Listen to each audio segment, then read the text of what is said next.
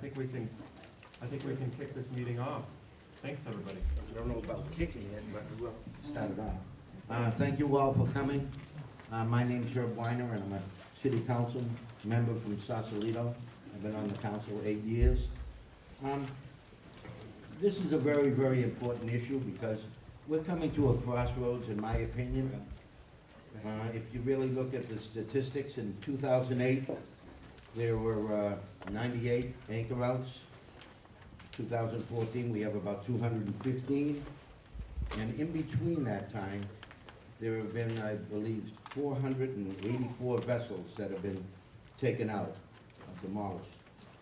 This is not sustainable, and if we don't start planning now for what we should do, I wouldn't like to see, very honestly, the possibility that happened in the Oakland estuary where the California Land Commission just came along, deputized a whole bunch of sheriffs and police, and cleared them out. Nobody is now allowed over there in the estuary. So I think from a Sausalito viewpoint, we wouldn't want to see that happen. So I think it's important, and I want to thank you all for coming.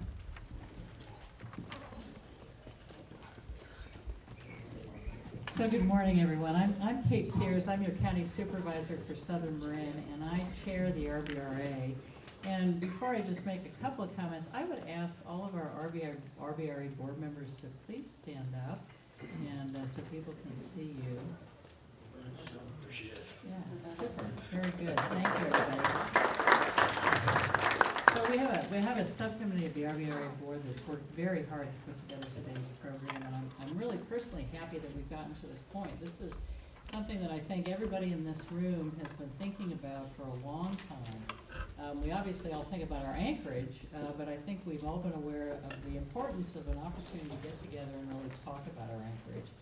My family moved to Sausalito in 1965, so I've seen a lot of changes on our Anchorage, and I think it's very important that we all have this chance today to, initially we're going to start off, we're going to get a lot of information about different issues relating to the Anchorage, and you'll hear more about this, but then break up into small groups so we can share ideas. The point of today is really to make sure we're all informed on all the various issues that affect the Anchorage, but then to really get together and share ideas. Where do we want to go? How do we better manage the Anchorage? What are we doing okay? What can we do better? This is an RVRA responsibility, and we're really looking forward to your input. So thank you very much for being here today, and I will hand this off to John Gibbs, our tremendously helpful facilitator and all things. Okay, good morning, everybody. I'm going to be helping us move through this discussion today. And thanks to Herb and thanks to Kate for kicking us off and welcoming us and guiding us in this process. There's a lot of issues facing the Anchorage, and today is just to listen and to speak to those issues and understand the context of the Anchorage. There's no plan, but this is a listening exercise, and this is a beginning point for some continuing dialogue, because as some of the speakers have introduced and some of what we're going to be talking about today, there's a lot going on. And those that might range from environmental issues, might range to some financial issues that are discussed, but what's not lost on this group, and I think we can't emphasize enough because you all are here in the room, is there's a really important human component to this Anchorage. There's folks living there, there's folks using the waterfront, that this is a place that's in our hearts. It's where we live, it's where we recreate. This is a maritime community, and that's a really important point. And so today we're going to be talking very broadly, and I hope that we haven't missed anything, and you are all here to help us reinforce those ideas, this understanding, and to have a great dialogue about the Anchorage. The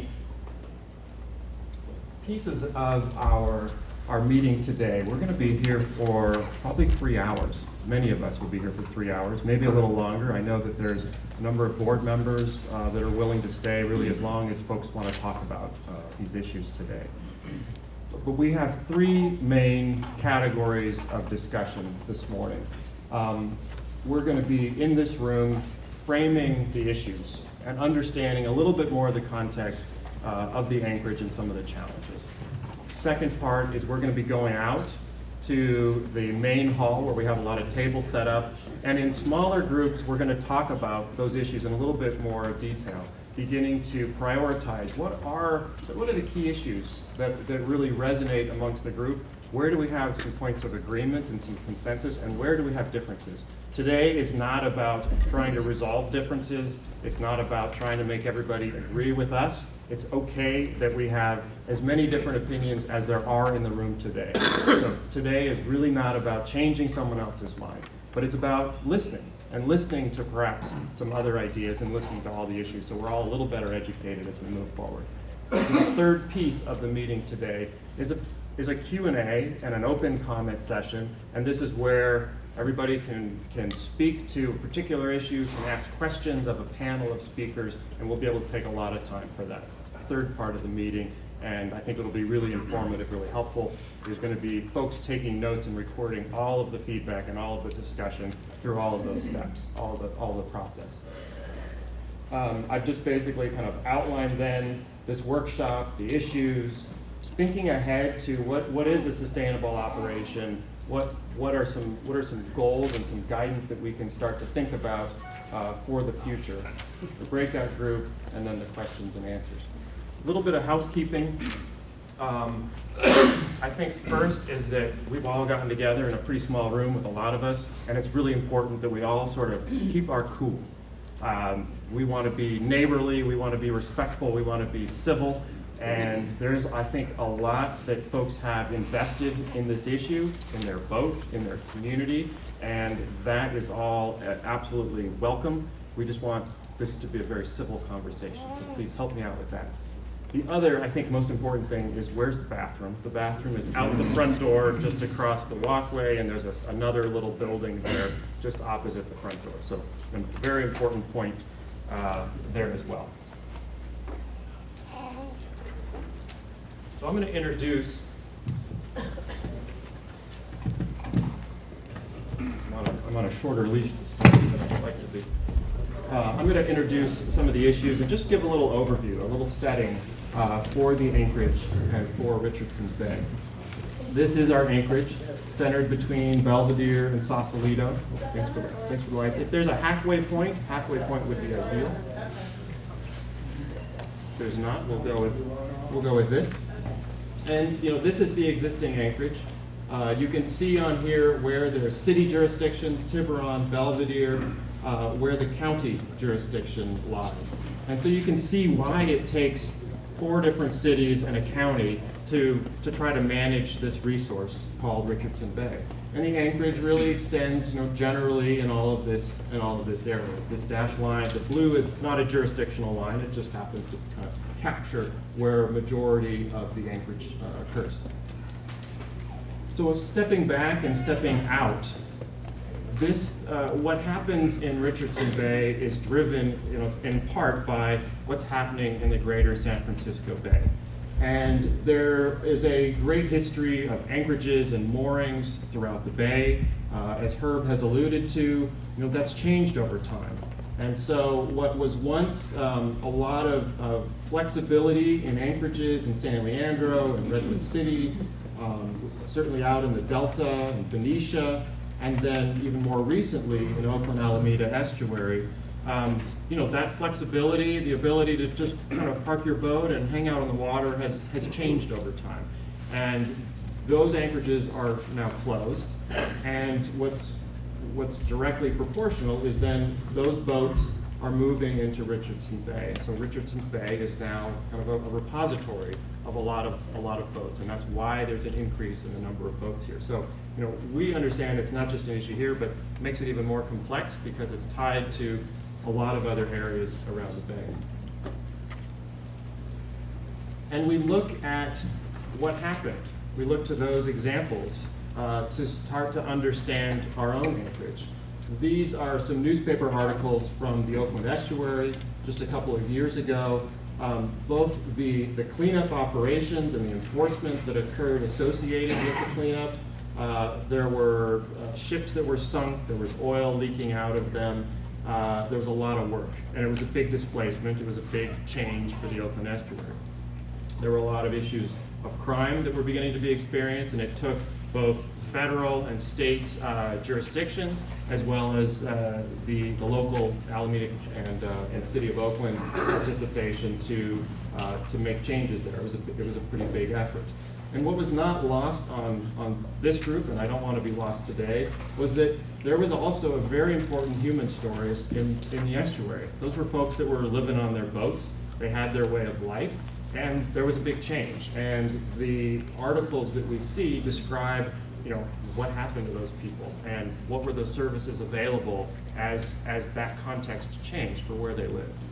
We want to be mindful of that as we look locally. So this, the migration of boats and this lifestyle arriving in Richardson Bay, the MJ, it talks about becoming a parking lot. And the Bohemian had a really great article, this was in 2012, July, called The Anchor Outs, and it goes into who's there. There's really interesting characters, really interesting people. How are you guys that are here in the room? Woohoo! Living out here. And it's kind of all walks of life. Some folks want to be off the grid and want to be out there. Some folks, they might otherwise not have a home, and they're living in their boat, and they're making their way that way. And there's a wide range of folks, and that human story is a key part of the discussion today and moving forward. So here's just kind of a numbers that we're starting to see. So we've talked about this migration of boats coming into Richardson Bay. So starting in 2008, there was some good census data associated with the numbers of vessels. So this is the Anchorage and the number of vessels that are out in the bay. We're pushing 200 this year. In light blue, these are the number of vessels that were baited, needed to be disposed of. These were those that had broken away, crashing onto the shore, those that were sinking, those that had been turned over and no longer wanted to be maintained. That number has kind of been moving along, and we're starting to see an increase. The outline shape is really because these are some that are already kind of on the docket, they're already known. These are going to be anticipated within this year, fiscal year 14 to 15. So we're really seeing kind of a bit of a crisis beginning to occur with just the number of boats and the cost of the management of those boats. And we're going to talk a lot more specifically about that. Here's a fact from BCDC in 2013, really starting here at the bottom, out in Contra Costa County, 186 vessels. Redwood City, within a 7-year time period, 113 vessels, 1,000 tons. And then finally here, Richardson Bay, 97 to 2013, 797 vessels had to be pulled out of the Anchorage at a pretty significant cost apiece, and a lot of tonnage. Each one of those boats gets brought out, gets taken down, gets put onto a wheeler, and is taken off to a landfill.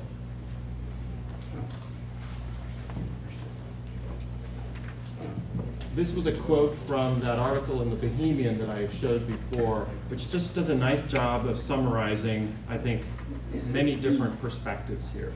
At a glance, the Anchorage is one thing. It's definitely this postcard view. If you're living in Sausalito, you're in Belvedere, or you're just out on the harbor, this is a beautiful place.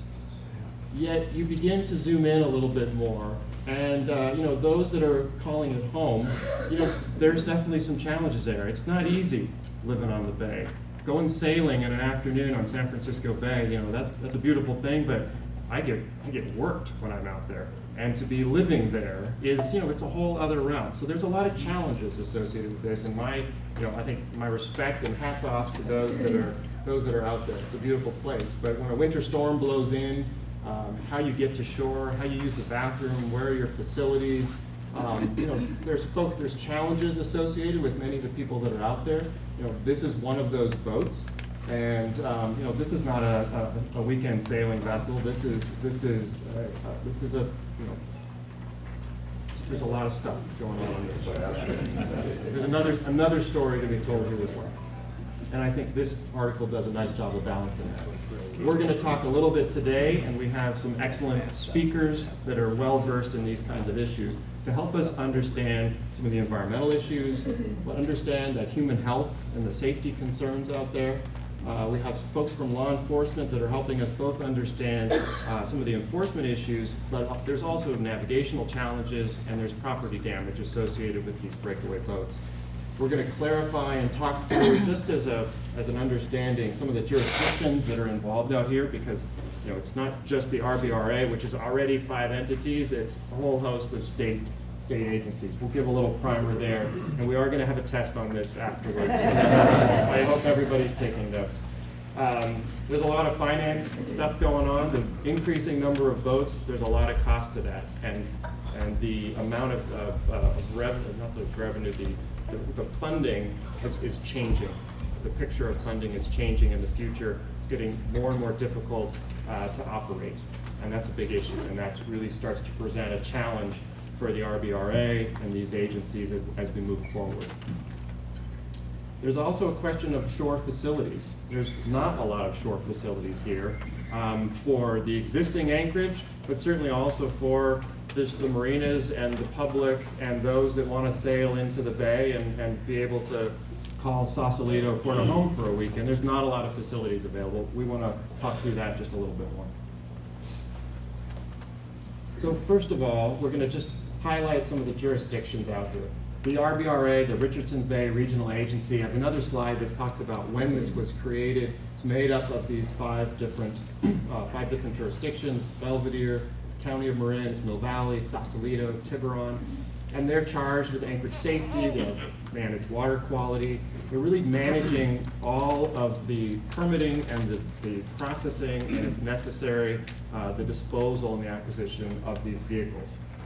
They are issuing permits for temporary anchoring, whether you're anchoring out in the bay or you want a mooring spot. They're charged with enforcing the regulations, and I think there's some underscoring associated with that. So it's been said, they're charged with enforcing those regulations. We'll get into what some of those regulations are. State Lands Commission. This is an interesting state agency that has a ton of influence and a ton of power, but we don't often see them. They're working usually a little bit more in the background. They have jurisdiction over all of the state lands, which is most of our bays and water areas. They have the authority to remove vessels, so as an enforcement process, they certainly step in, and they were heavily involved in the Oakland estuary. BCDC, or the Bay Conservation Development Commission, they're charged with regulating public access and fill in the bay, and they're a huge agency which has really important jurisdiction in the bay in maintaining the public and maintaining the environment. Their regulations do say that bay fill does include a boat that's anchored for more than 30 days. That constitutes fill, which constitutes some permitting, and that has, obviously, we have boats there that have been there longer than 30 days, so we're a little out of compliance in Richardson Bay. Army Corps of Engineers, they're certainly located right here, and they're great hosts for us today. So thank you, Chris, and others at the Army Corps. They're charged with a lot of the permitting, a lot of the maintenance of the channels, and they certainly have the yard here, which helps the RVRA manage some of the vessel disposals. Coast Guard's involved. Cal Recycle. Cal Recycle has been one of the major funders of the RVRA and their operations to maintain safety in the bay, to remove some of the vessels that have washed up on shore or are sinking. Their mission is changing a little bit in that they're not going to be one of the funders moving forward. That it's really the State Division of Boating and Waterways. The funding is shifting over to them, and that's also a drop in funding as we begin to move forward. So a big change in the funding picture between the previous supporters. A little bit more detail about the RVRA. There was a special area plan for Richardson Bay written in 1984, and it really talks about all of the issues of facing the bay, from the environmental to the management of the jurisdiction, and recognize that you can't have 5 different jurisdictions all trying to kind of do the same thing up to some property line, which is out in the middle of the bay, that it really needs to be one agency. And so the vision was set pretty clear by that plan to establish the RVRA and charge it with managing it, establishing the policies, and enforcing those policies that are in the special area plan. One of the key tenets of that plan, the RVRA is charged with, is not allowing anchorages, that this long-term vessel storage isn't legal. So there's another kind of compliance issue that we're out of compliance here. We've got some pretty big issues that we've got to start to resolve. And as we look at the numbers of vessels that are increasing, this is no longer something that can be kind of left to simmer. That we've actually got to take this on, and it's not necessarily going to be an easy one. A few other waterfront planning studies and policies that are useful for our background. There was the '89 general plan, and more specifically the Marin ship specific plan, and many of you may be familiar with this, really emphasizing the maritime heritage, the water-related uses that occur along the shoreline. More recently, and again, many of you were involved in the WAM and had participated in some of that vision, some of the workshops. Great community effort went into strengthening the maritime heritage, understanding both the environmental components, understanding the infrastructure and some of the shoreline facilities that are missing and that are needed, and overall just a goal to revitalize this Sausalito waterfront. So another really good background plan. We're going to get into just a little bit more detail here associated with these issues. And I'll start to call up some of our speakers. We're going to start with environmental issues. Beautiful picture of eelgrass here. Richardson Bay is a treasured and a significant California marine wildlife area. And we're going to have a number of speakers that are going to talk about both the Audubon sanctuary there, its importance within California. We're going to talk a little bit about eelgrass and some photographs associated with the scoping of the anchor chain and the effects on eelgrass. There's certainly issues of sewage and oils. When a boat sinks, it takes everything with it, and it puts it all right out into the bay. And that cleanup is expensive, and the degradation is pretty tough. There's also just a lot of stuff sitting on a lot of these boats, and the boats themselves create debris. And during a storm, where does all that go? It all ends up in the bay, and it's just essentially garbage in the bay. So I'm going to call up Jordan Wellwood. She is the Center Director for the Richardson Bay Audubon Sanctuary. Here is your microphone. Are you going to need a pointer? Can I steal the pointer? Yes, we have a couple of slides. Yes. Thank you for having me. I've been asked to speak just very briefly about why Richardson Bay is so important for birds. And in order to do that, I need to speak also briefly about eelgrass and about herring. So I'm going to do that. And before I talk about birds, I have to apologize. I didn't put any pretty bird pictures up. We usually at Audubon use lots of pretty bird pictures, but I was asked specifically for data. So I have some data for you. So to back up and tell you why Audubon is in Richardson Bay to begin with, for those of you who don't know the story, back in the 1950s, there were plans to fill in Richardson Bay, the whole bay, with some, excuse me, getting over a cold, some fill from Ring Mountain and some other hillsides in the area, fill in the bay entirely, and build a couple thousand homes. And the neighbors at the time, this was back in 1950, mid-50s, the neighbors at the time who were obviously concerned about the bay and knew how many migratory wintering waterbirds used the bay, got in touch with the National Audubon Society. And our president at the time did sort of the necessary analysis of whether this was important enough to Audubon to pay attention to, and decided it was. Together they fundraised, and because at the time you could actually purchase subtitle lots, so you could buy that land that was underwater, which of course we can't do today.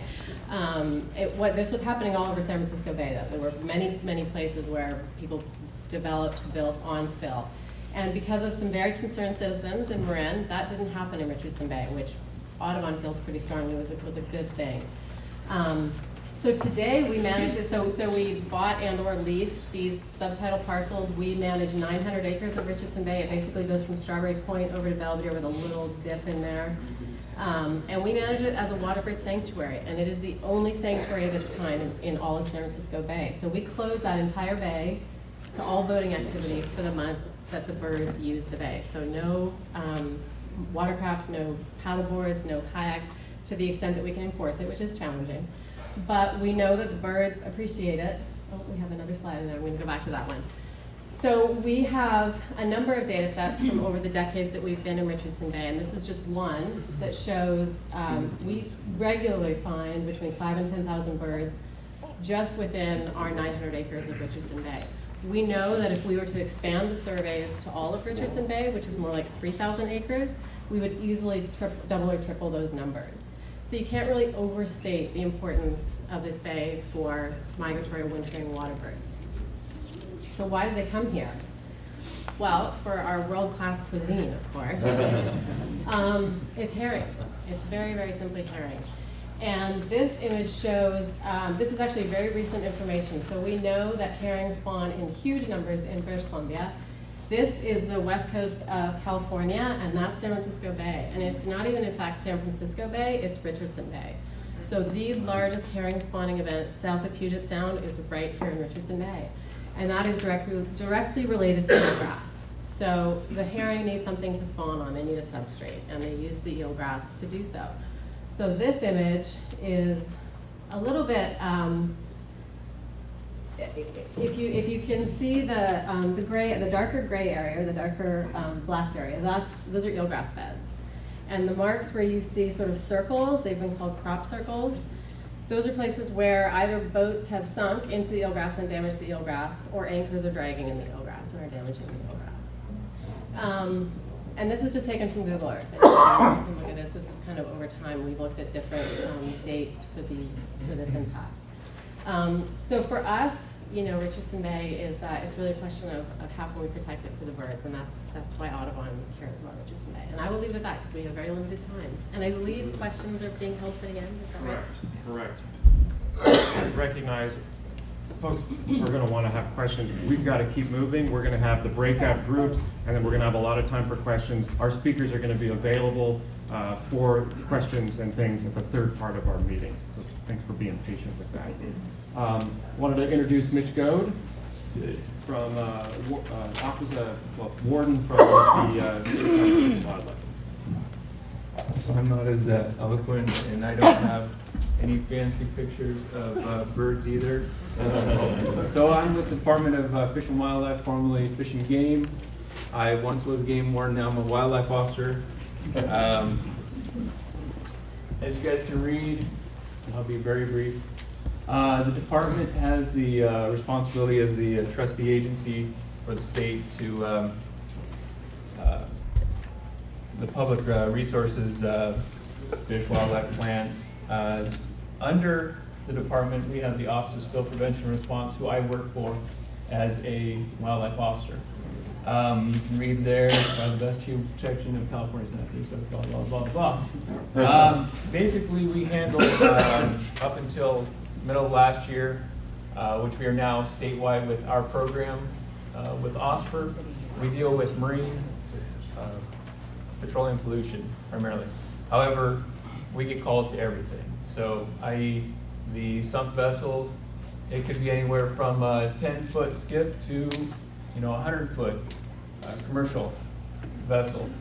And some of those vessels have anywhere from a cup of diesel or gasoline to, 5,000 gallons of diesel or bunker oil, things like that.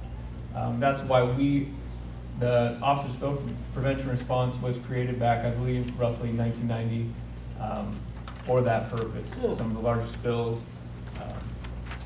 and then we had the large one, the Costco Busan, I think, 2008, 2009. As a wildlife officer working for the department under the Office of Spill Prevention and Response, our main goal is investigation of those spills here in Richardson Bay. It's a lot of the smaller recreational boats that seem to sink, and that's what I know Bill Price is working on quite a bit. In addition to my duties as a wildlife officer, I sit with Coast Guard on the abandoned vessel, derelict vessel work group out of the Bay, Delta, anywhere you need us, all the way up to Sutter County, east to San Joaquin County, south to San Jose. So it's a large area, and there's about 8 of us that deal specifically with that particular issue of the marine petroleum pollution. So I understand you guys will have questions later on. I'm available. Thank you, Mitch. I'd like to introduce Tom Jordan, Emergency Services Coordinator with the County Marin Office of Emergency Services. Thank you. I might just use this podium. Great.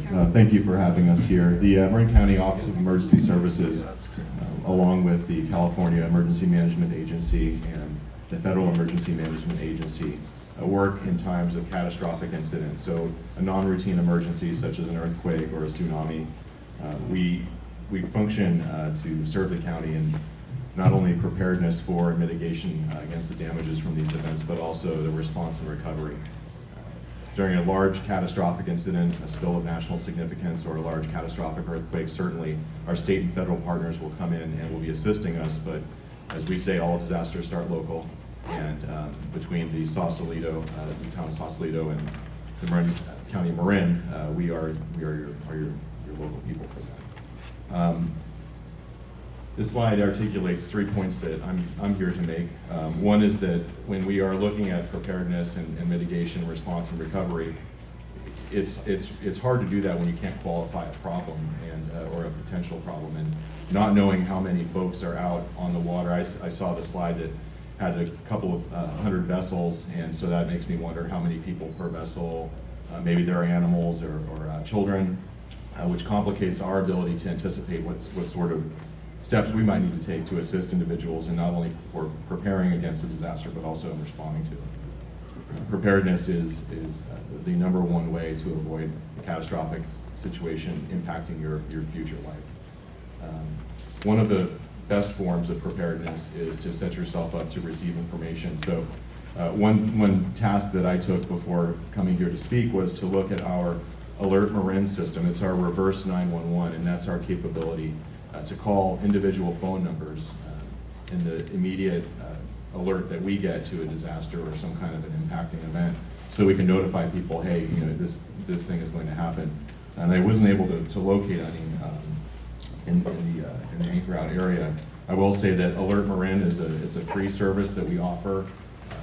If you go to our self-registration portal at www.alertmarin.org, and that can be done from a public library access point or from a smartphone, certainly. That will allow for you to self-register onto our phone system, and all that we use that for is just alert notification in the event that we know something's going to happen and we want to let folks on the ground or on the water know. Finally, I'd like to speak to some of the logistical complications that our office and all of our partner agencies would face in the event of a major oil release, other deleterious material release in the day. And despite all the great bar pilots that are out there, apparently that bridge just gets a little narrow sometimes on foggy mornings, and we anticipate that in fact there may be another major spill of national significance in the bay, in fact Richardson Bay. Our ability to respond to an incident like that has a lot to do with what's going on the water, and the hundreds of boats that were articulated in prior slides. Again, with limited means to communicate with those individuals in the first few moments of a spill of national significance or any other large release, is not only going to hamper our ability to respond to protect the environment, but it will also hamper the ability of individuals that are in harm's way to protect themselves and to take action. So those are the 3 points I'd like to make, and I appreciate you having us here to speak. Great, thank you, Tom. We're going to keep moving right along. I feel like this is really good information, but that we also need to keep things moving because I want to respect everybody's time today. It's Saturday. So thank you again for coming out on Saturday, and thanks to our facilitators for being here on Saturday. The issues of human health and safety, it can't be understated. These are people's lives. This is our community, this is our maritime community, and we want to understand what services folks need and how do we best provide that. We recognize that there's a community out there. It's not even just individuals, but there's a whole way of life that goes out on that goes on the bay, a whole culture associated with that.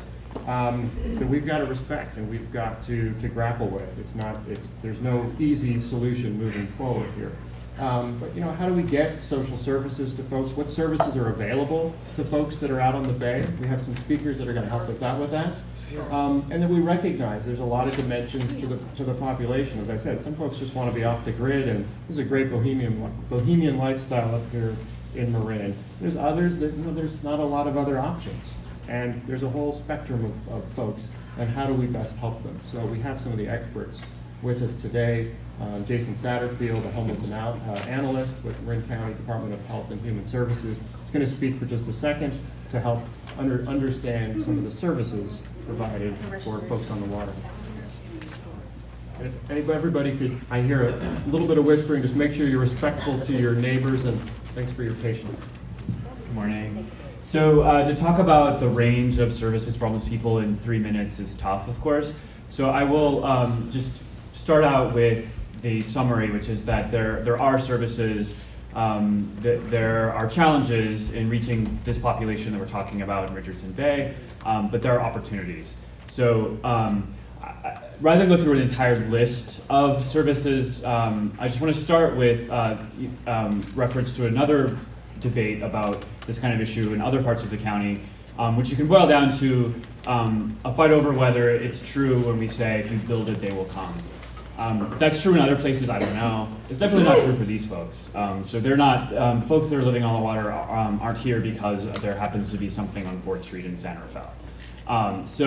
There are services available to people. Sean will talk very specifically about veterans, so I'm going to skip that. But in general, there is housing available for people in fixed locations. There are rental assistance vouchers, and there are day services. There are obviously, we have capacity issues, so we can't house every single person that would ask for help, but we prioritize based on people's level of need. And many folks that you'll hear about from our next two speakers are very high on our priority list for these services. So the challenge that I would want for people to think of in part of this conversation is that there are some services that are available, and the trick is to connect people who may not want them to services. And I think that any good business talks about understanding their customer base and trying to provide a service that people will take advantage of. We have the same kind of considerations when we talk about homelessness or people in poverty, that we've got to offer services that people will take, and it's not enough just to have them or that they exist. We need to encourage people to use them. So there are many questions to come later. One thing I wanted just to point out is that we did a count in January 29th, of people who we would consider homeless. They might be living in a boat, but we have to make a determination as to how many of those are intended for human habitation. Many of them are not. And our estimate was something in the range of 75 to 100 on that morning. So you heard earlier, there's probably 200 vessels out there. I don't know the source of that data. I believe it's probably looking over a period of time, as opposed to a snapshot like we did. So one of the issues that we will look at is what does that mean that we've got 100 people approximately on one morning versus 200 over the course of a year or whatever time span that is. I think what that says is that there's a relatively stable population. So that's the opportunity for us, is that there is a way to reach people. So we want to include that as part of this discussion. Great. Thank you, Jason. Thanks for underscoring both the conditions, but I think also the need. And with that quantity of people, there's probably additional resources that are needed. Resources are always an issue, and so that's I think what I'm hearing, and I hope others are hearing, is that there's a need for resources associated with these services. I'll introduce Sean Stevens. He's going to speak specifically to veterans. Thanks so much. Would you like a mic, or do you want to? Just project. My name is Sean Stevens. Excuse me. I'm the Marin County Veteran Service Officer. My goal is to identify people that have served in the military who may have access to benefits and may not realize it. So if you're somebody who served in the military, whether you consider yourself a veteran or not, I would ask that you either stop by the table today so that we can get you my name and phone number, contact my office, so that we can sit down and find out what resources are available to you, whether that be housing, money, healthcare, or all three.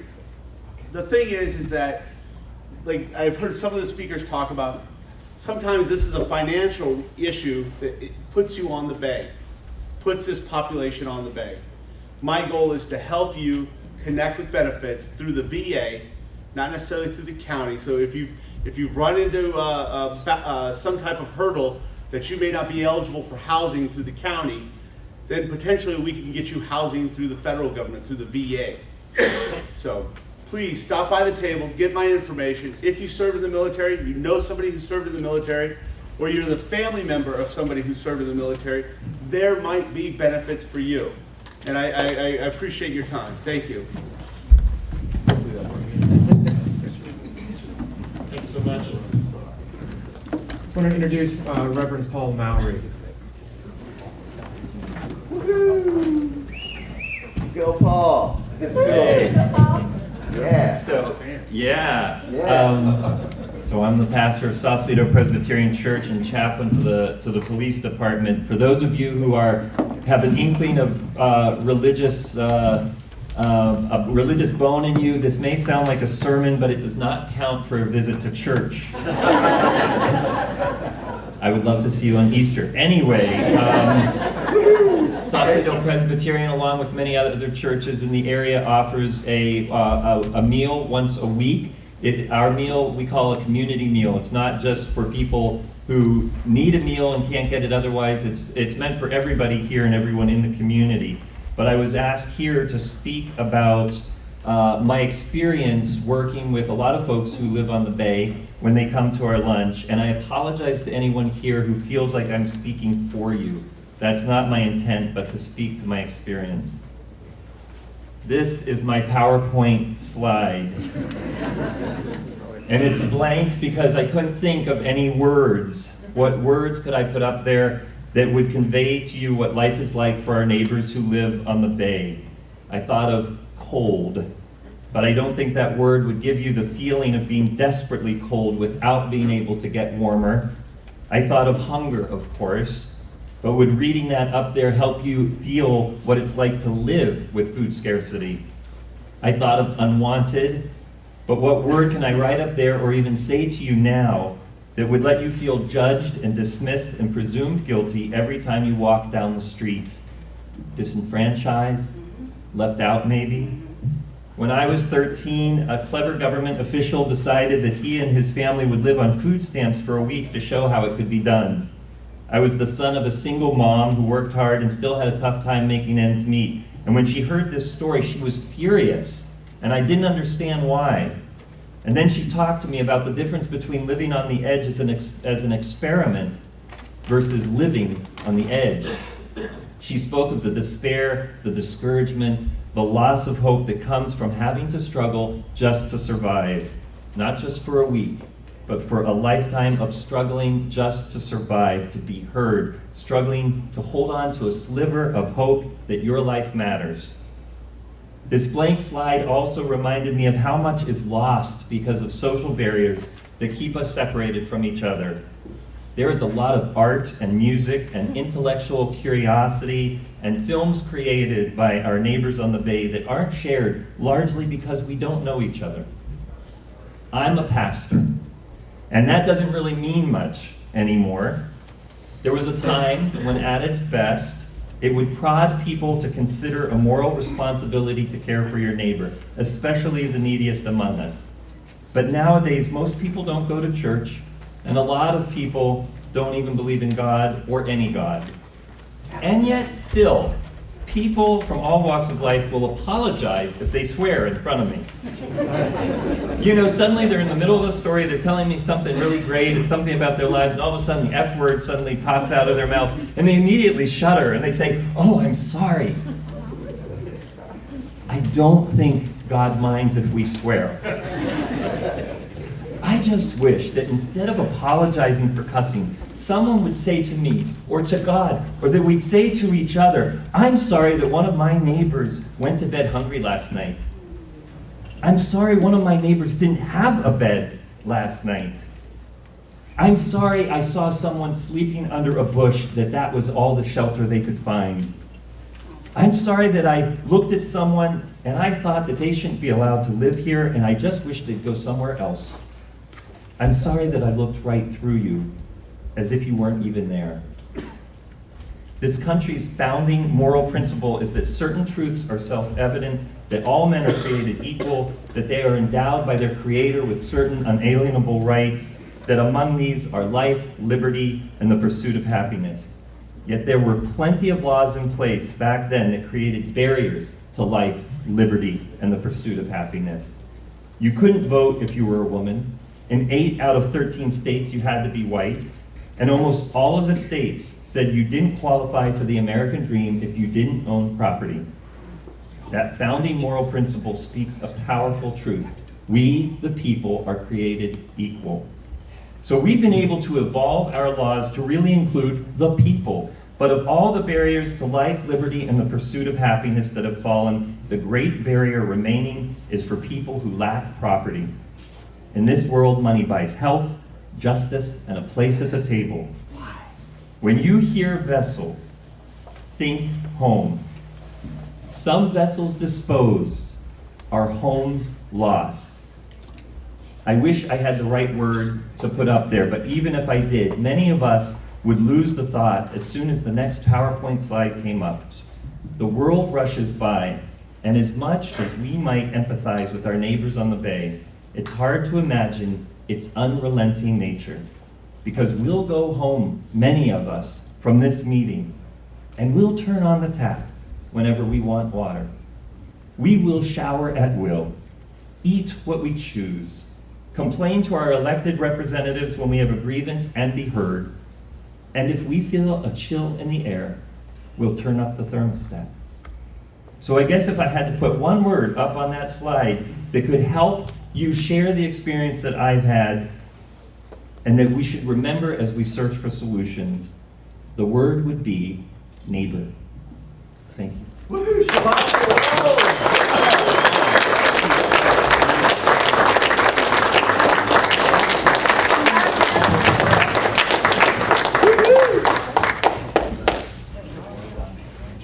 Thank you, Paul.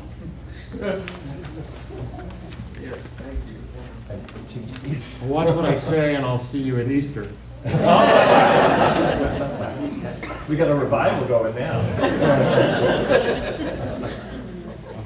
Really important voices, really important perspectives. This is the dialogue that we want to have in the main hall and in our questions and answers in the second and third parts of our presentation. Thank you. We're going to continue with some of the human discussion. We're going to talk about additional issues on the waterfront. I'm going to introduce Chief Jennifer Tejada and David Stiers with the Sheriff Department. Thank you. Good morning, and thank you everybody for being here. I think at this point we've learned that this is a very complex issue with multifaceted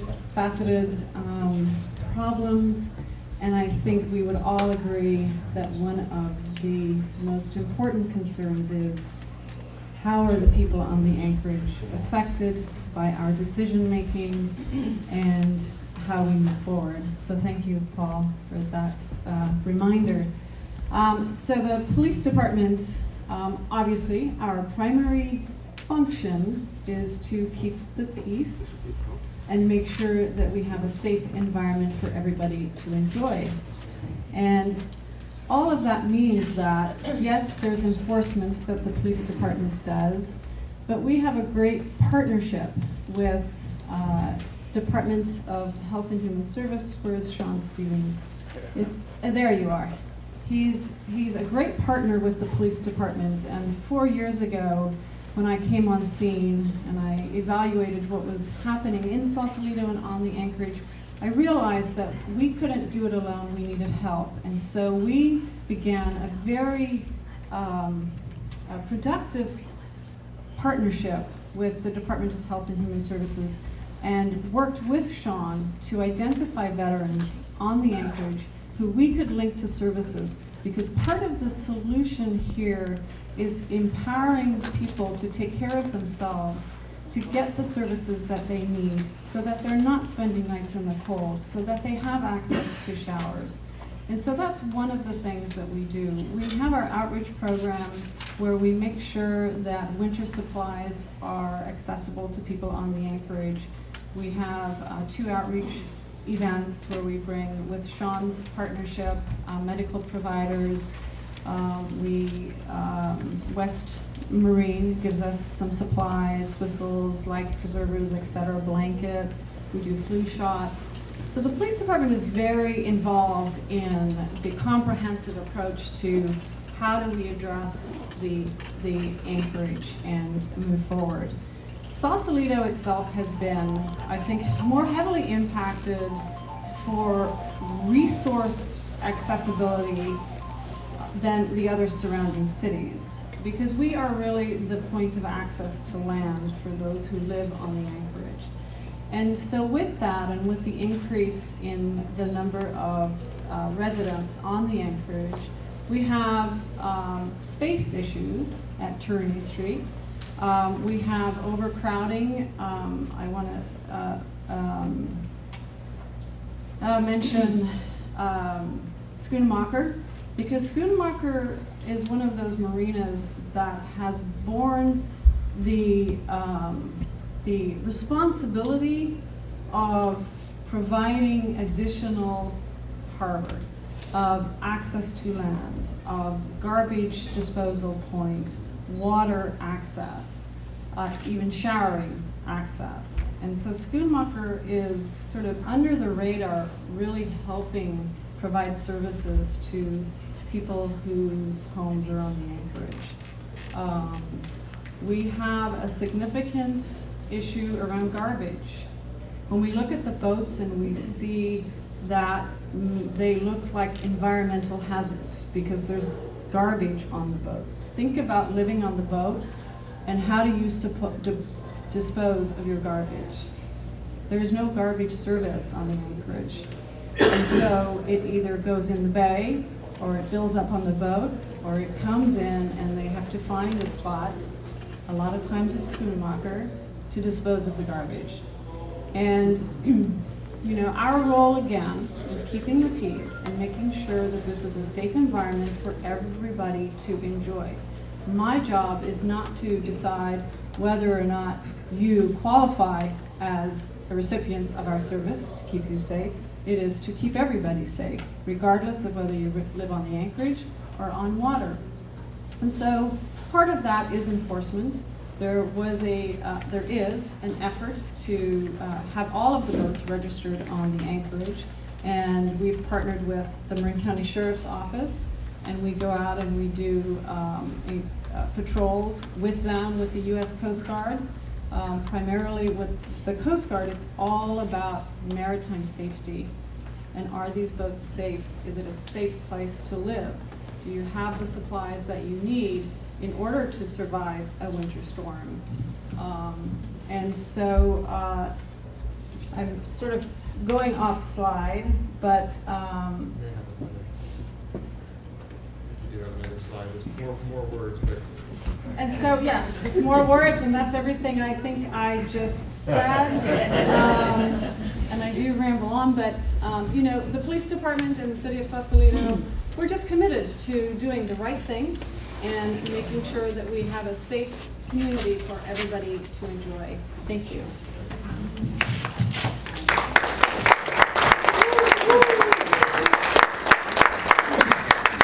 My name is Deputy David Stiers. I work with the Marine Patrol in the Marin County Sheriff's Office. I've been doing this for about 3 years. I just want to say thank you for community members who live out on the Anchorage for coming up and voicing your concerns and opinions after the show. All I have to say is that when the Marin County Sheriff's, I get a lot of info from a lot of people. I'm just glad that everybody is coming together finally and is bridging this gap and getting some communication going, because there's a lot of, well, why don't they do this and why don't they do that? So that's all I have for my concerns right now. Chief Tejada said everything that I would have said, so thank you very much for coming out. Great, thanks, David. Both Chief Tejada and David will be available afterwards for more specific and individual questions. I'm going to keep us moving along. Just another issue that we want to address and understand today is just issues of navigational hazards. This is boats that are sunk and boats that cause an obstruction to other vessels, but also what happens during storm events. The numbers of boats that break loose from their anchors and they go somewhere. And they may come into the marina, they may blow upwards into Richardson Bay by Strawberry, they may come out into the Greater Bay. Those boats become hazards, and they become downright dangerous. If you're living on the water, which a number of residents maybe here today can attest to, is you see the wind blowing and there's a boat coming right across the bay, right towards your living room. That's a scary thing. Two houses colliding in this way. And if one of those boats comes in underneath at low tide, gets wedged under there, and then the tide comes up, just the physical force of that can cause a heck of a lot of damage to everybody involved. And it's a big concern, and we're going to hear that's another one of the issues and another one of the voices that's here today. And we want to hear more about that in our breakout groups and during the broader public comment questions afterwards. The RVRA hosts and fosters a rapid response program. They may get a call from somebody in the living room or somebody out on the boat, hey, there's a boat loose, it's either coming towards my house or it's blowing out this way, and they're able to deploy pretty quickly with Coast Guard and other assistance and go and try to capture that boat before it does some damage, either get it back to its owner or deal with it as the case may be.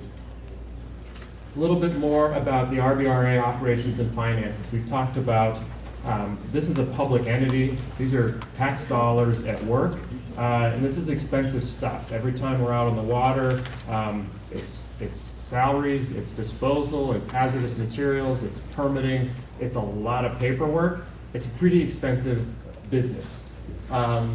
And what we're seeing is that, with those, 60 boats that are requiring disposal and management, there's a cost associated with each one of those. Sometimes it may be a small little motorboat, pretty inexpensive, doesn't have much oil on it, maybe a much bigger boat.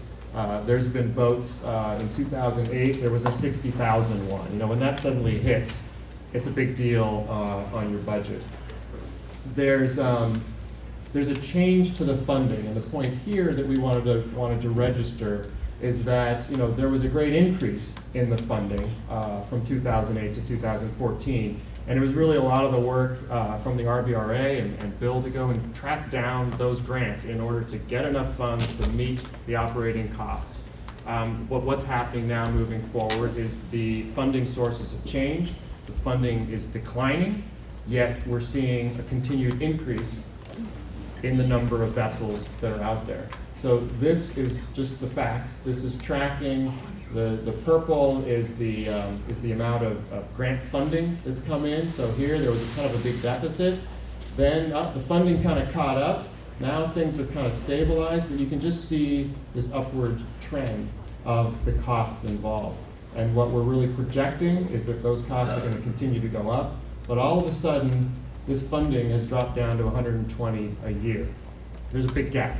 How do you do that? How do you continue to operate? How do you continue to provide public safety? How do you continue to operate? Increase funding, one way.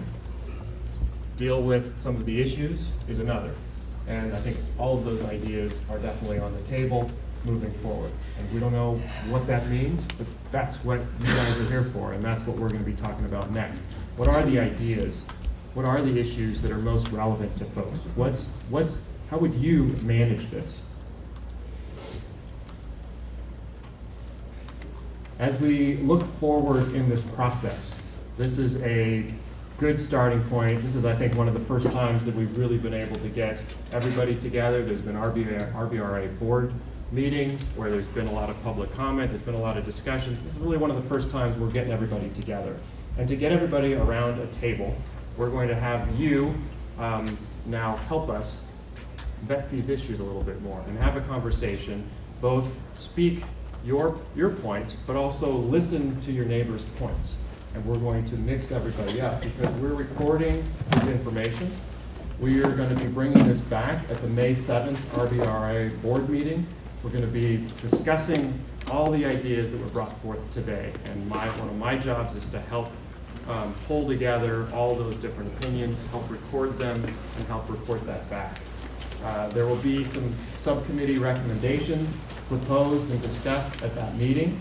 There's another issue associated with budgeting. This is also on the table there because money is certainly an important part of this process. As we move forward, there were a couple of goals that were identified that just help us understand how to grapple with all of the various issues. This is a draft. You guys may have more and better ideas, but everything that we've been talking about really has to do with the maritime heritage.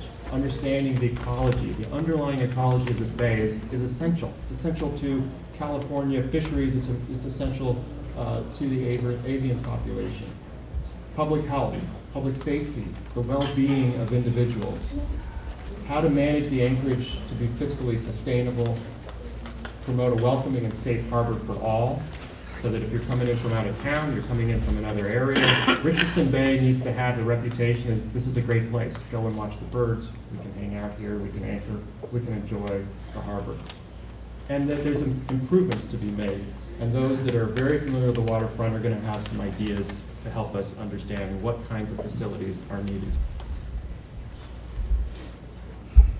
What we're going to do now is we're going to send everybody out to tables.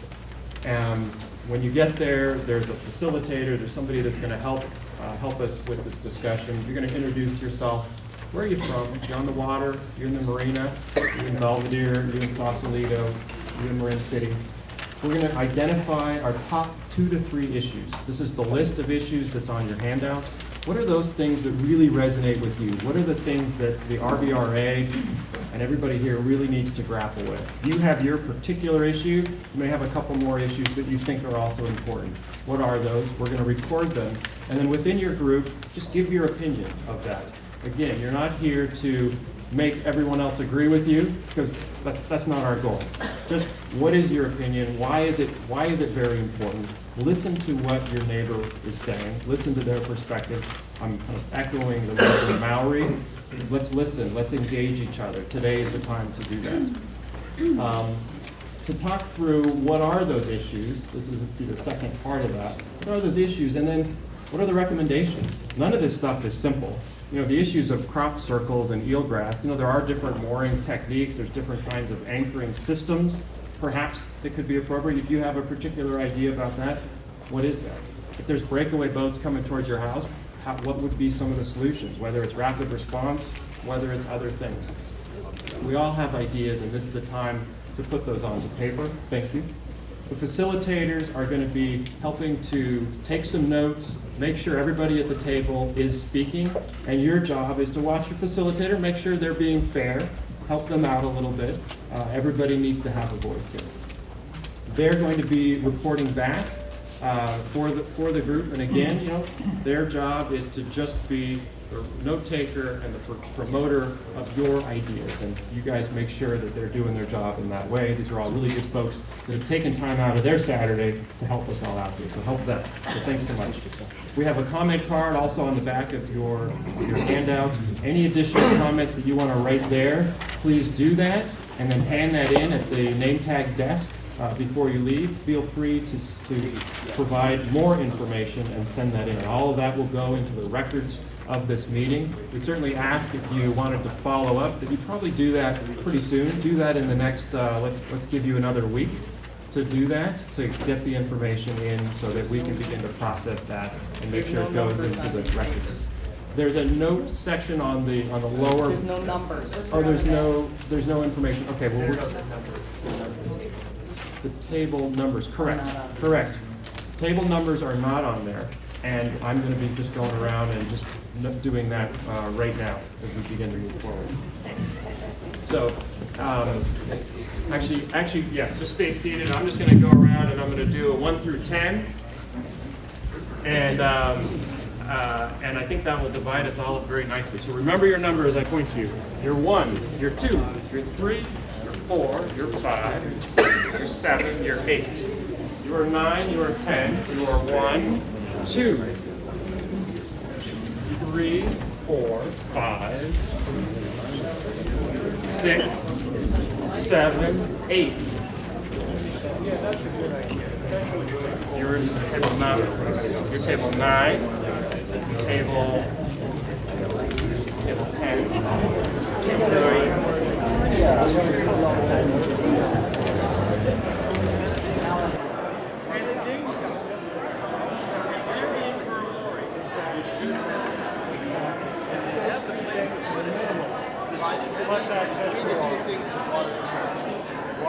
Water, trash, and waste.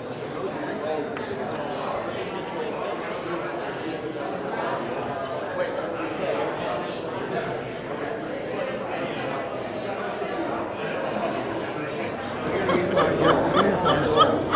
You're never going to be Monaco? I was in Monaco a few years ago, and it's so perfectly regulated and monitored, and everything runs so smoothly. And you have to have a license for this, and you have to have a tag and a certificate, and they'll come aboard and they'll check you. You have to have and you $1 can't million. even see it.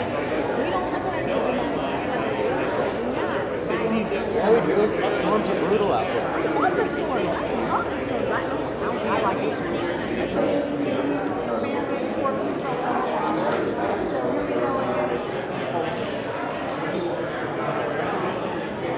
About trash. Trash gets piled up on the docks because nobody has a place to put it.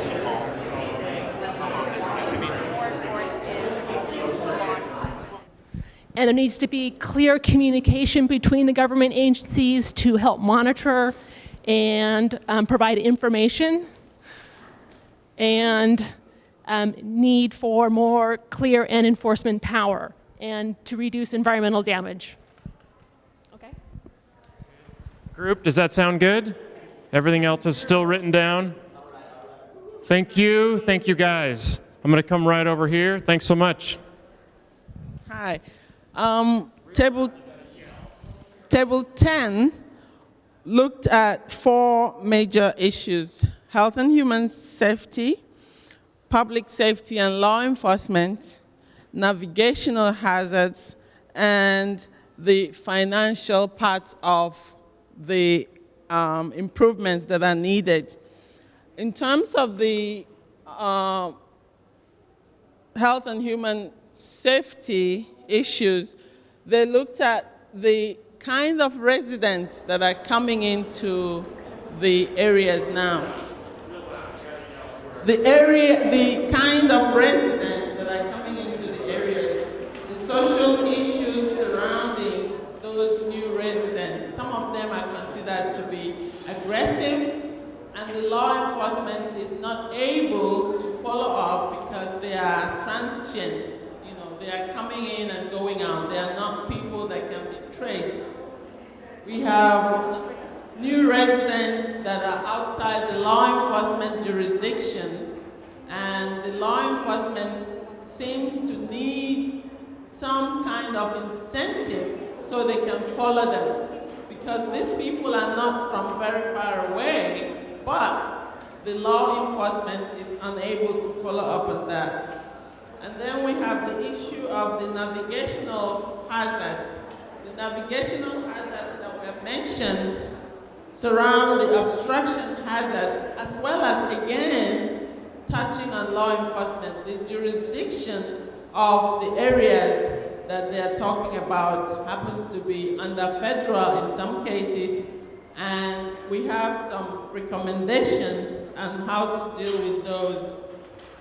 Some of the recommendations that came from this group include having mooring fields and specific regulations that are already in place but need to be enforced. They looked at having, there are some of the docks right now, like dinghy docks and areas that people are mooring right now that have good examples. I have somebody from Galilee and I have somebody else from Schoonamaker, and those two people are getting the best practices for each of those bays and trying to bring them together. And one other suggestion they have on the finance is that the commercial outfits, the commercial organizations, the businesses can actually contribute with the county and the government to bring up viable units that are well regulated, where people come in and they are registered with, in a kind of alliance with the commercial groups. In this case, they look at communication between those residents will be improved. They will be able to have their mails delivered and have all the services that they are looking for now with this help from the commercial sector. Thank you very much. Great ideas, very specific. Thank you. There is total consensus on what you've heard with our group. If there was one word I had to use to describe from our discussion, I would come with frustration. It appears there are a lot of regulations in place, et cetera, that aren't being carried out. So the importance of, let's see what we've already got on the books here, and let's do what we've said we were going to do in the forms of enforcement and management. I heard a lot of frustration. Everybody in this group, of course, said yes, the environmental issues are key, and why would you not say that? So that just is a given. Beyond that, I'd say the primary concerns are around the health and human services and law enforcement. And finally, the public trust. You know, we've got law enforcement agencies and different groups that are responsible for handling all this management, and the public has a trust in them to carry out what they've said they would do. And I just heard frustration towards that maybe not happening to the degree it could. Thank you. Sounds good, folks. Thank you. Thank you. We have a short list. I won't repeat all either, but our major concerns and topics were the facilities and amenities, the lack of them. To solve that, additional access, bathrooms, showers, water, garbage, etc. It's a burden on the city, already the city dock, and the existing harbors. A solution is to expand those locations, and have that available, because there is a burden on those harbors and city dock at this point in time. Another one is big responsibility by all, boaters, respectful, community, respect back. Boaters should be insured was one of the things we talked about. We all want sustainability, mooring balls, whatever that might be, as far as respecting all, the Anchorage, our neighbors, the police, landowners, voters. Respect was one of the major things we talked about, and sustainability. Voters' responsibilities was huge, respecting also those on land. Thank you. Moving right along. Great group. Ready to go number 7. All right, table number 5. We talked at length about the services available, the lack of services in some departments. We also kind of began to postulate a little bit about services opportunities, that there are skilled, talented labor and people out here that are also willing to do some to give back to their own community and contribute, if that's, you know, volunteering or paid shower, or to maintain paid showers or something along those lines. We talked about docking availability. We discussed mooring as a possibility, and some of the other anchoring opportunities to help manage environmental impacts.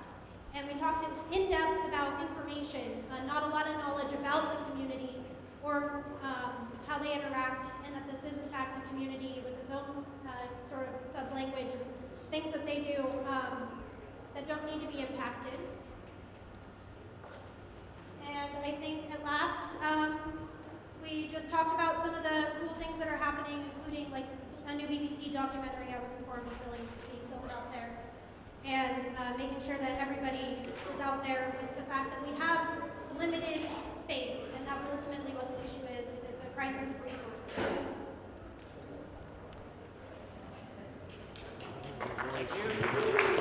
Hi. Our group focused on environmental, navigational hazards, property damage, and facilities and amenities. We like having clean water and the wildlife that's out in our bay. Our main concerns are garbage and fuel leakage, and we think that a mooring field would go a long way to keeping the bay organized and safe for everyone. And a big way to do all of these things is to have regulations enforced, and that seems to be a big concern. And we need balance for everyone that lives out here so that everybody can live safe in a nice, clean environment. We also, as far as facilities and amenities, showers would be very nice. Since you pay for moorings, it would be nice to have all those benefits available. Hello, we are table number 3, and today we talked about the costs that this is incurring in the community and how those costs could be spent in a better way to help the community. We'd like to see some offset of recycling and reuse, and sometimes that can produce an income to help the Anchorage. We feel like the regulation should be friendly and not intimidating, and sometimes I feel that they feel like people are intimidated by the regulation that's going on right now. The Anchorage representation is very small. That's why the RVRA has been helping with guidelines and enforcement. But with the Anchorage representation, we were considering a nonprofit or raising money for the Anchorage through booths at a festival or a liaison to help communicate the services that are available. The RVR guidelines with enforcement use education and outreach and have waterfront meetings and try to regulate the registration and violation and standards of the community there. The environmental impact we hope to see change by having more pump-out boats or have them come more frequently, as well as changing the anchor system to a ground tackle or scope, which I just learned about. The services, there's many services provided, including low-income housing, and we're talking about veterans, and so also warning services to the people out there, which I think, again, represents that we need a representative for the Anchorage community. And we also wanted to make sure that the eelgrass was protected and that there is a source that is proving it to us, and modeling another community. Is there another community out there that's had these problems that we can look at to help fix our problems now? Hello, we are table 4. The main issue we talked about today was that Richardson Bay has become a dumping ground, which is both a human health and safety issue as well as an environmental. One solution was garbage disposal, simple. Another issue was that there is not safe anchorage for boats. A possible solution could be achieved by a mooring field. Another solution that we talked about was possibly a pilot program involving some sort of onshore housing, maybe to help address the transient population. We also talked about another solution of interagency communication and advisory sub-meetings. Thank you. So we're table number 1. We focused on environment and public safety and regulatory. A couple of the ideas were permanent structures, permanent moorings in particular, with multiple berths on each. And then there was a lot of consensus around that there needed to be greater communication and going to the community where they are with laminated signs that could be then kept on the boat and making sure that they're in prominent locations. A lot of great ideas about case studies. I guess there's going to be a case study coming out soon, and looking at other communities and how they've addressed it. I don't know, did anyone else in our table have any Anything to add? No? Our table at table 2, we had a really awesome discussion, and a lot of that focused around community and the importance of community, both onshore and offshore. And that really infiltrated through a lot of what we talked about. Throughout that, People have a right to know. These people have a right to know what you're holding from the them. important thing that we talked about too is through self-regulation and regulation. None of these people can go on the RVRA website and look up what the minutes are. You hit them. I am not Mr. Weaver. These people have a right to know what's being hidden from them.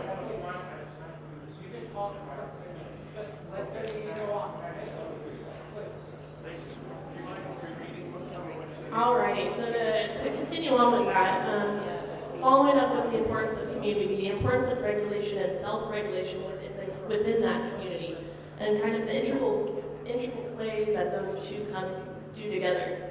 Another thing that we talked about was the need for more facilities, the mooring facilities, as well as onshore facilities for the community.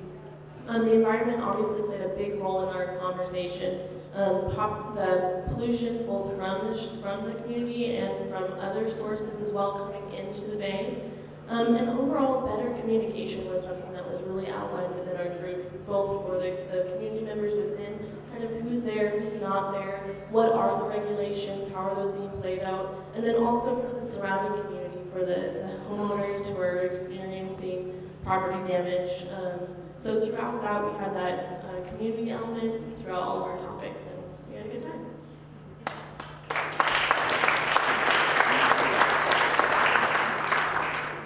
This is very loud. This is excellent feedback, and I think what you guys should know is that you're all listening to what each other have said, and those in the room from the RVRA, from various cities, law enforcement, they're listening too. That's what this is about. So thank you for lending your voices and your ideas.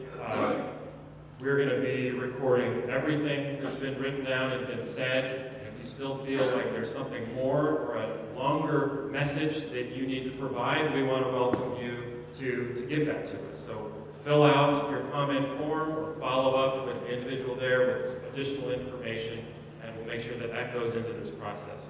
Thank you again.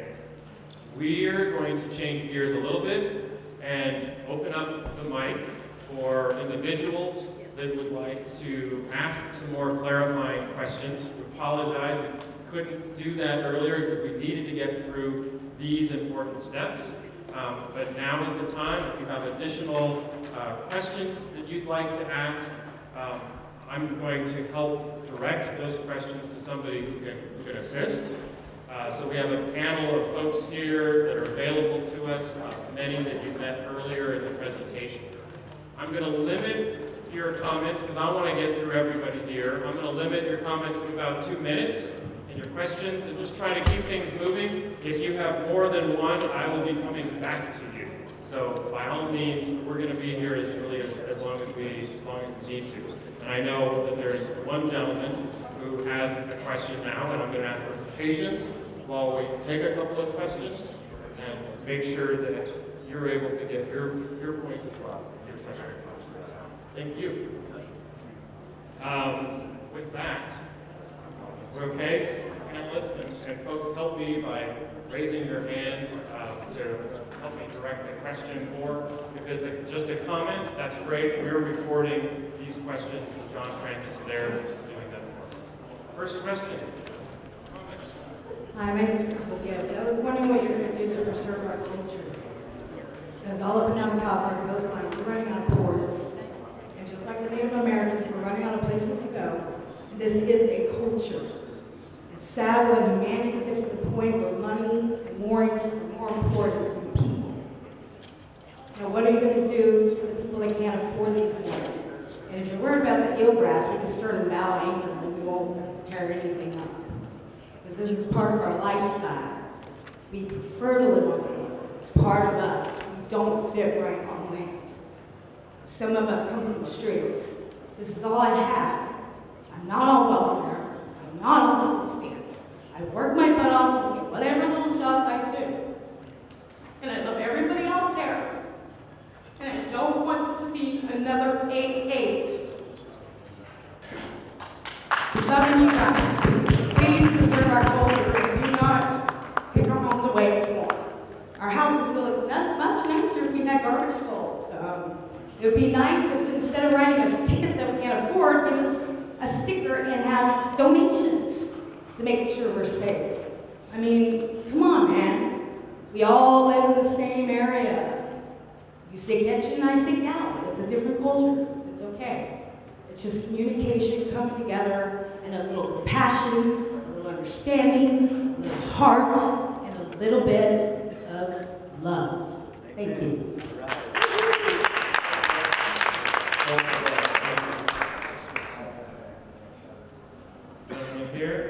Hi, Eric Hendricks, born and raised in Sausalito.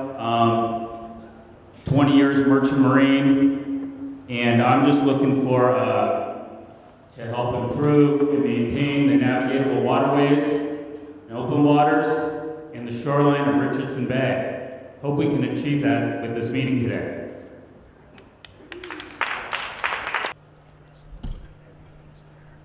Thank you all, and I apologize for the way I entered into the room.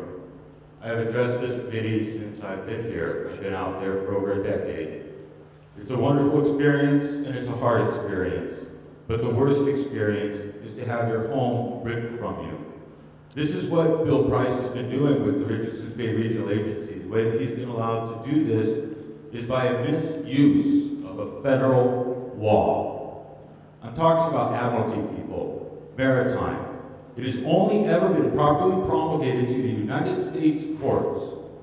We addressed this in 2013 at the RVRA, and I brought up the Lozman case, where the United States Supreme Court heard this matter of maritime and admiralty, and identified that there is a very special and unique body of law that we're talking about here. That it has an ability to convert an inanimate object into a person and place it under arrest. Bill Price has been using the benefit of this tool, as has the RVRA.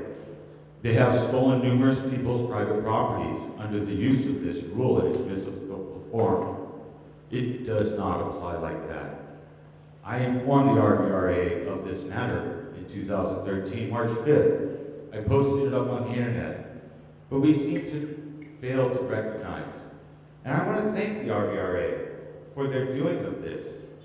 For actually what it affords for us all is a chance to recognize this widespread abuse of admiralty law in our court systems today, in our communities, in our societies. The choice has ever been ours to make. We just haven't been aware of all those factors. Therefore, when I entered, I pointed out that I was very upset that Bill Price has misrepresented another form, that you cannot go to his website and determine this factor, because they've hidden those minutes. But in his minutes, he clearly stated that this year, when they were doing their survey of vessels on the water, they would be including my skiff, my kayak. This exponentially raises the numbers to a dramatic effect, which he's used to his benefit to let us all know we have a rapid increase on the waterfront. But that is not the truth.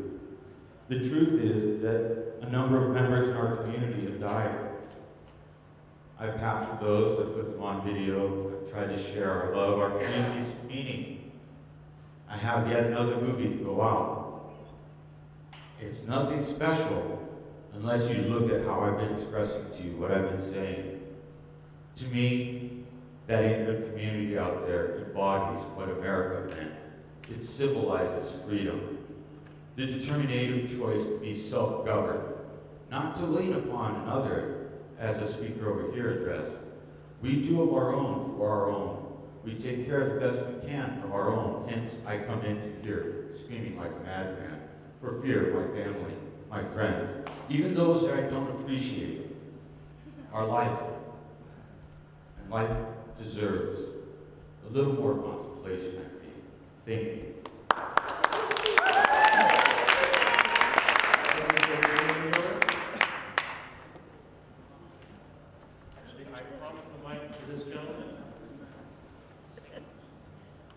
Hi, I'm Mike Jeffries. I've lived aboard in Richardson Bay for the past 43 years.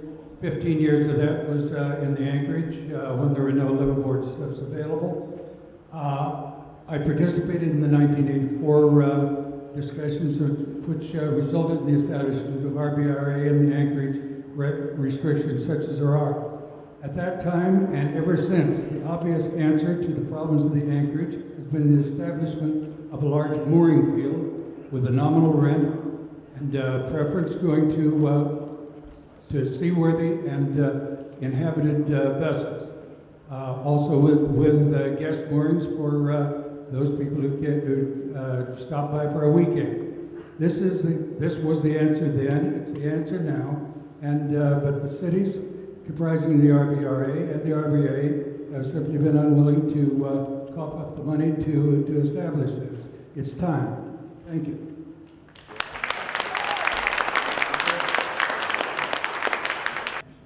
My name is Chad Carvey. My wife and I live on our 43-foot sailboat out on the water. We've lived full-time for about 9 years.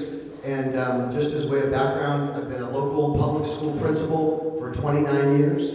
Last year was my last year. This year is my first year as a full-time charity auctioneer. I'm the auctioneer for the San Francisco 49ers, Twitter, a number of big organizations.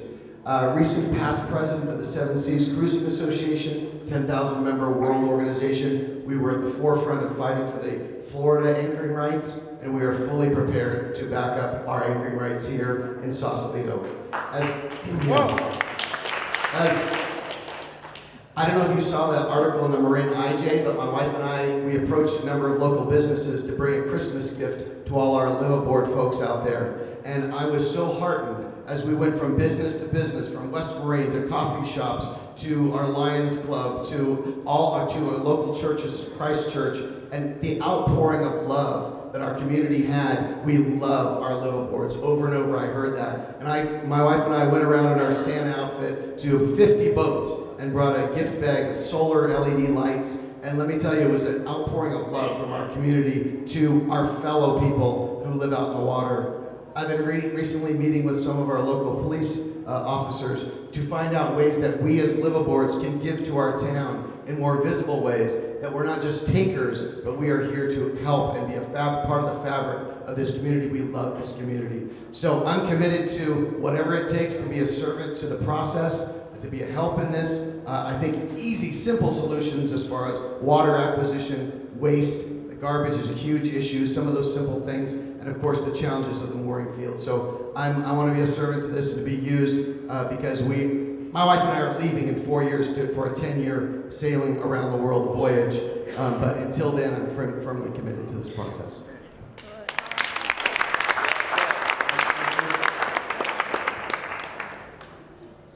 For a hand, anybody has a comment they'd like to levy a question? Here we go.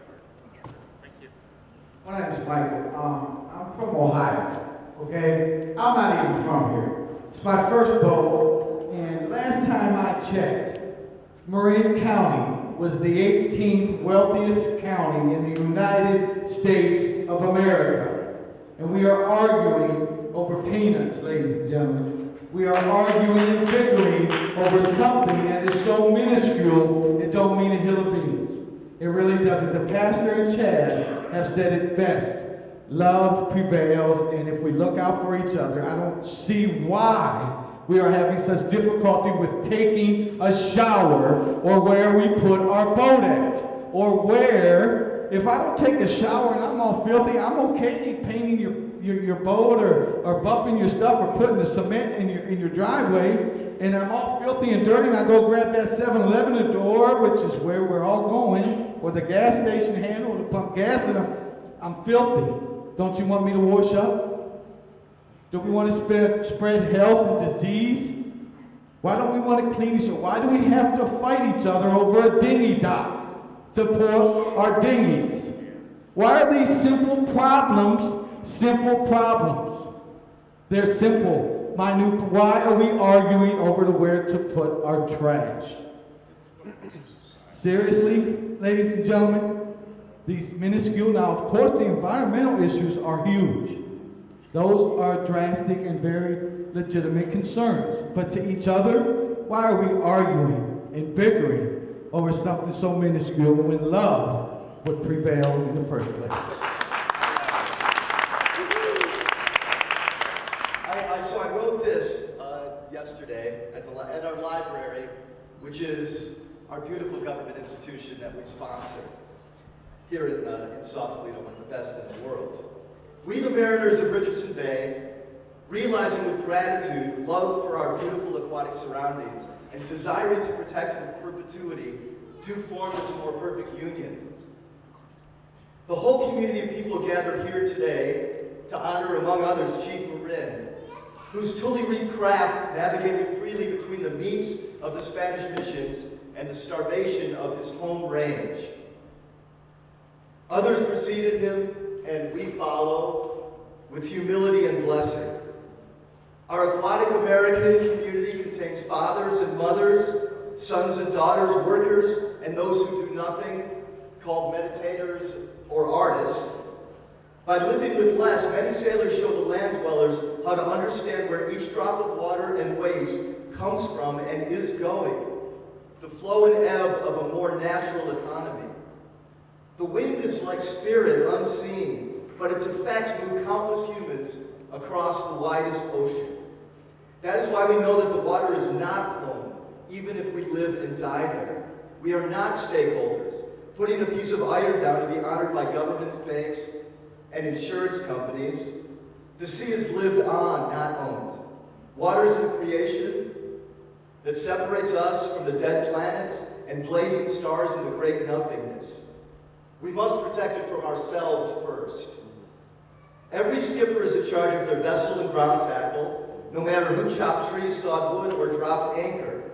All of us have sometimes neglected the duty to ourselves and boats and then paid the price. This goes beyond mere money. We have all fallen short sometimes, but we demand that no modern successor to the sin tax comes to exploit our weaknesses. The system that uses fines and imprisonment has no place out there unless against the universal crimes of murder and rape. Richardson Bay has been amazingly free of those, and we want that to continue. The rest of our sins can be best policed by those who know, the people who live out there. And the Richardson Bay Community Association was begun by a man named Ale. With help given from outside when asked for, thefts and pollution, for instance, can be remedied by quick response teams of able sailors, volunteers, or paid derelict boats parted out, with the money used to pay for that disposed of voluntarily. And of course, our food, our water, and our public access to shore are guaranteed and can never be taken away. So this is beautiful. I'm so happy that it's worked out this way. So I thank everybody who made it happen. Shabbat Shalom.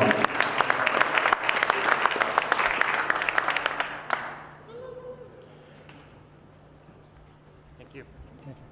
My name is Bob Lorenzi, and I have a little different perspective than some people on boats, other people in Sausalito have. I've lived on my boat almost 24 years, but for most of that time I've been moving. I've sailed nearly the full distance around the world twice, and I used to be able to come to Sausalito and find a place to anchor. But on my last return now, which was about a year and a half ago, I've discovered because of all of the illegally moored boats, there's really no place to anchor safely anymore. So I'm on a mooring. That's not my preference. I think a balance needs to be achieved in Sausalito, where not just some people have rights and access to a place to leave their boat on a permanent basis, basically. Because most of these boats, as I mentioned, are on illegal moorings. They have no permit. It's against the ordinances. There's been no effort to remove the illegal moorings and to have the people comply with the laws.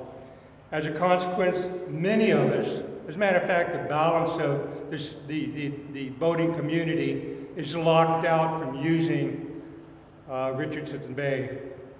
And I think that's a travesty. I think that's wrong. So what we need is organization. What we need is to distribute that area out there more fairly so that people like myself that want to anchor here, maybe for a week, maybe for 3 days or longer during the season, off season, can do that without having to be pushed out and way out into what I call the South 40, where you're exposed to the ferry wakes, to the wind, to the chop, and a long row or paddle, if you don't have a motor on your dinghy, to come to shore. We also need to have a little bit of control over what sorts of vessels are permitted to come to the dinghy docks. I don't think whalers are appropriate. What they do is they take up too much space, and they actually create a hazard for many people who use smaller boats, especially kayaks, because of the overhang. If you're drawn beneath that boat, you can be upset. You can end up in the water. So there's a safety issue there. And there's a lot more I could say, but I think I've pretty much said that what's important. Thank you. Thank you. Anybody who hasn't spoken yet would like to add something? Okay, great.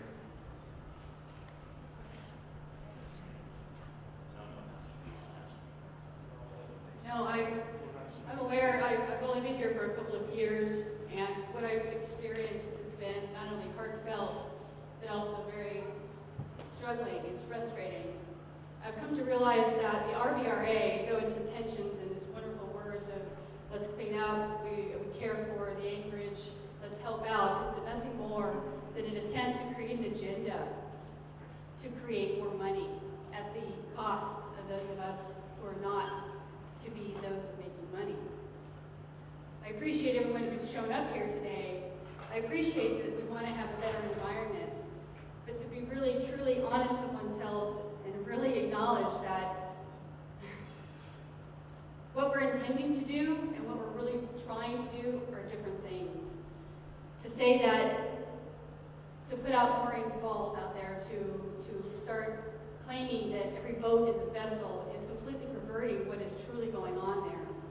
The agenda of the RVRA is attempting to be promoted, and those of us who don't, or those who don't understand what the agenda is, are just easily and willingly wanting to go, oh, it sounds great, it sounds wonderful. What about the homes that are not vessels, but the homes that are being taken, stolen, crushed, demolished, and then told, oh, sorry, we're just going to sell it, we're going to destroy it, there's nothing you can do about it except for pay money or just suffer in your loss. This has been going on for quite some time. The funds that are coming from the destruction of homes are going to be funded by federal grant that Bill Price is using for his own pocket lining, as well as the RVRA. It breaks my heart. I'm frustrated, but I'm coming here not angry, but heartfelt. For if they truly wanted to make a difference, they would stop encouraging the harshness. They would stop encouraging the breaking up of a community. They would stop encouraging you and us and them, and they would not continue on this mode of let's find more ways to make more pocket money. Pardon my language. My heart hurts, but I'm determined because we are each humans. We each have our own homes, whether we live in a home up on the hill, whether we live on the water, whether we live in the hills, whatever our choices are, those are our personal free choices to be. And to acknowledge and to be mandated by any other thing, person, or entity is truly not being self-mandated and sovereign with oneself. So I'm not here saying that screw the RVRA, but at the same token, I would really like people to look at what they're saying and what they're not saying, and just how much information is being withheld, and just how big the blankets are being pulled over one's eyes, and to truly look at what the agenda is, because the agenda will not be established unless we, the people, encourage it. And that's where it starts. To be very clear, please take a moment to take a look at what's really being said. Yes, we want a healthier world. Yes, we want community. Yes, we want to have healthiness and love, and I've heard those words in this room. But it's not out of pity, it's out of what one deserves and has the right and the responsibility within oneself to do and to be. We have all kinds of things out in the water right now that a harbor master is supposed to be pulling out of the water. We as anchor outs, we clean up the bay. We are pulling out logs, we're pulling out all kinds of destructive things that can hurt not just people on the shore, but those of us in our homes out on the water. And when I look around, I'm not seeing a harbor master doing his duty in that position at all, and following up with his responsibility.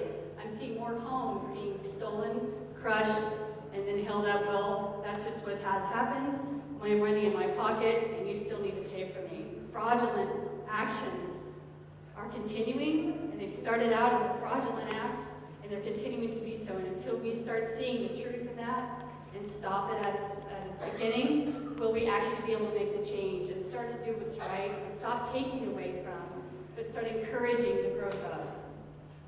Please just be aware, I love you all, and thank you for being here today. There's a lot going on that needs to change. The RVRA really needs to take a look at who they are for the capacity in which they believe themselves to work in. They do not. And we need to stop believing that that's how it's truly working and how it is.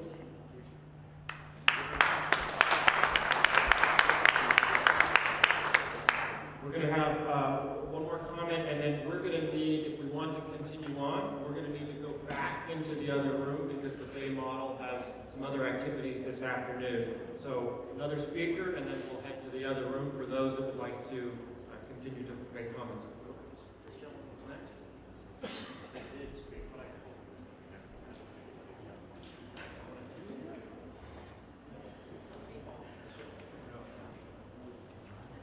I appreciate everybody being here.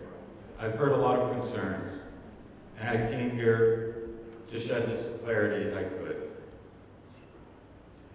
One definition I want to offer in parting here to two words: lawful and legal. I hear so much concern about, are you legal? Are you legal? Are you legal? Legal and lawful are not the same. Lawful implies an agreement on two or more parts. This is what we call a contract. The contract creates the law. The things that bind that are the legalities. So if I go in stoned to McDonald's and I order a hamburger, the manager sees clearly I am high, and he says, "You're fired." Because legally he can fire an employee who comes in there stoned. But when I am not the employee, he cannot fire me. I'm not trying to get away with anything here. I'm trying to exemplify a simple point. That this gentleman right here, Humberto, has been working towards an agenda. He saw that there is no law actually going on out there, and he needs a law for him to support. And so they've been crushing people's homes that we professed here and expressed, yes, under the guise that they're supporting an agenda. An agenda of which you're all here today to try and create. There is no agenda that is created or established, yet the police have ongoing court matters because of their usurpation of this special federal body of law. I hope all of you will take some time to look up and see what we mean when we say lawful and legal, and what it means to be legal. For none of us can be legal, Mr. Berteau, when there is no lawful. It's as simple as that. The RVRA has created what's called posse comitatus.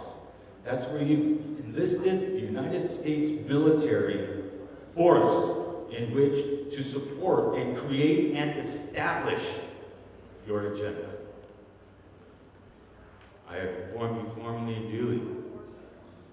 I suggest the RVRA do the right thing and simply disband because it has no lawful leg to stand upon. It's a birth child of the BCBC to control an area outside of their jurisdiction. And just like the EPA and the Supreme Court realized that they cannot have that form of power. It's a violation. The RVRA operates. Thank you. Please consider. Please be sincere. This is our lives, all of us. Thank you very much. I'm going to squeeze in.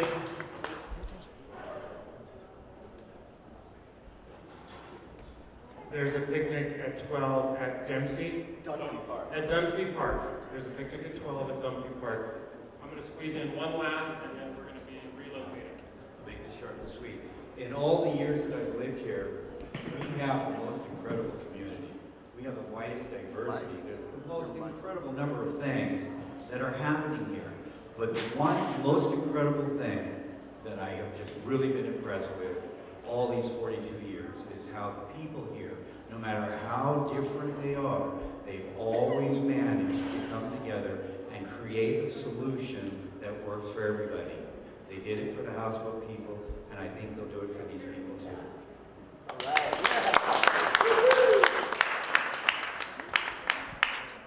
Okay, we're going to move to the other room and carry on for any additional conversations that we would like.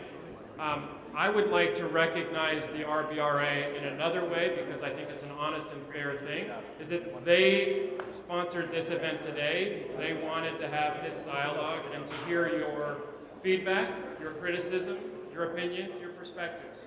So I thank the RVRA